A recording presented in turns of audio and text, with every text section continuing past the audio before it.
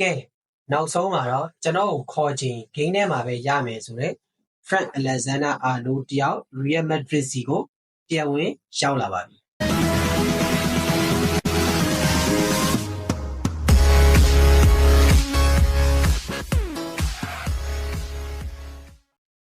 အားလုံးပဲမင်္ဂလာပါ The Hala Madrid Show ရဲ့ Facebook, TikTok နဲ့ YouTube Channel တွေကနေပြီးတော့ပြန်လည်ကြိုဆိုလိုက်ပါတယ်Arnold Real Madrid စီကိုရောက်ပြီဆိုတဲ့သတင်းတွေကတော့လွန်ခဲ့တဲ့လတွေကကျွန်တော်တို့တွေ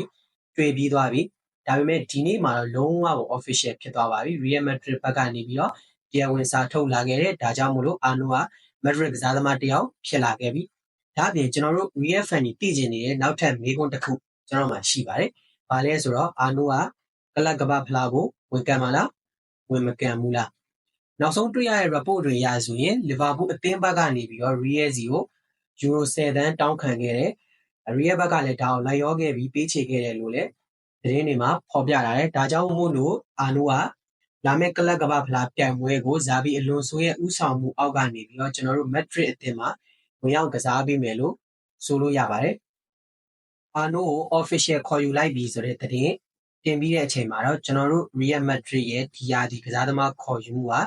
2ယောက်ပြီးစီးခဲ့ပါပြီ။ Jane Housen နဲ့Trent Alexander-Arnold တို့ပါနီးပြတစ်ကတော့ဇာဘီအလွန်ဆိုပေါ့နော်နောက်ထပ်ကစားသမားခေါ်ယူမှုတွေကတော့ရှိပါသေးတယ်ကြံနေပါသေးတယ်အနည်းဆန်ဆုံးပြောရမယ်ဆိုရင် Benfica အသင်းရဲ့ဘယ်နောက်ခံလူ Carreras ကလာမယ့်ရက်ပိုင်းသို့မဟုတ်နိုင်ပိုင်းအတွင်းမှာ Real Madrid နဲ့အတူ agreement ရပြီဆိုတဲ့သတင်းကိုကျွန်တော်တို့တွေထပ်ပြီးတော့တွေ့ရအောင်ပါဒါပြီးရင်တော့ကျွန်တော်တို့ဒီလက်ရှိစရင်းနဲ့အတူကလပ်ကမ္ဘာဖလားကိုဝင်ကစားမှာလားဒါမှမဟုတ်ရင်နောက်ထပ်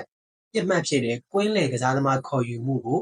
ကလပ်ကမ္ဘာဖလားမတိုင်ခင်မှာတွေ့ရမလားဆိုတာကတော့စောင့်ကြည့်ရပါဦးမယ်လက်ရှိတွေ့ရတဲ့ report တွေရဆိုရင် Stoke အသင်းရဲ့ကွင်းလေလူ Angelo Stella ဟာပြပြေးနေတယ်ကစားသမားဘက်က Real Madrid ကိုလက်ခံဖို့ ready ရှိတယ်ကျွန်တော်တို့အသင်းဘက်ကနေပြီးတော့ဒါတရားဝင်ချင်းကပ်မှုကမ်းလှမ်းမှုတွေလောက်လာခဲ့ရင်ဒီတောင်းရွှေ့ဟာလည်းပဲကျင်းသေးပေါက်ဖြစ်လာအောင်ပါReal Madrid ကအာနိုကိုစိတ်ဝင်စားခဲ့တာကာလတစ်ခုကြာနေပြီအဝယ်ယူဖို့အတွက်ကိုလည်းပဲ Real Madrid တို့ဘက်ကနေပြီးတော့ Liverpool စီကိုကမ်းလှမ်းမှုတွေပြုလုပ်ခဲ့တယ်ဒါပေမဲ့ Liverpool ဘက်ကရောင်းချလွယ်ဆန္ဒမရှိဘူးဆိုတဲ့အကြောင်းပြချက်တွေနဲ့အတူတူကျွန်တော်တို့ကမ်းလှမ်းမှုတွေကိုအချိန်ချင်းညှင်းပယ်ခဲ့တယ်ဒါကြောင့်မို့လို့ဥက္ကဋ္ဌကြီး Pires က Kylian Mbappe တို့ကလုပ်ခဲ့တဲ့လမ်းစဉ်အတိုင်းပဲကစားသမားနဲ့ personal agreement ကိုယူပြီးတဲ့နောက်မှာလက်ရှိအချိန်မှာအလွတ်နဲ့ခေါ်ယူစာချုပ်ချုပ်ဆိုလိုက်ခဲ့တာဖြစ်ပါတယ်ကျွန်တော် Real Madrid နဲ့ပတ်သက်တဲ့ update သတင်းတွေပွဲပြီးပွဲကြိုသုံးသက်ချက်တွေနဲ့ပွဲစဉ်အတူတူထိုင်ကြည့်ကြမယ်ဝက်ရှလောင်းအစီအစဉ်တွေကို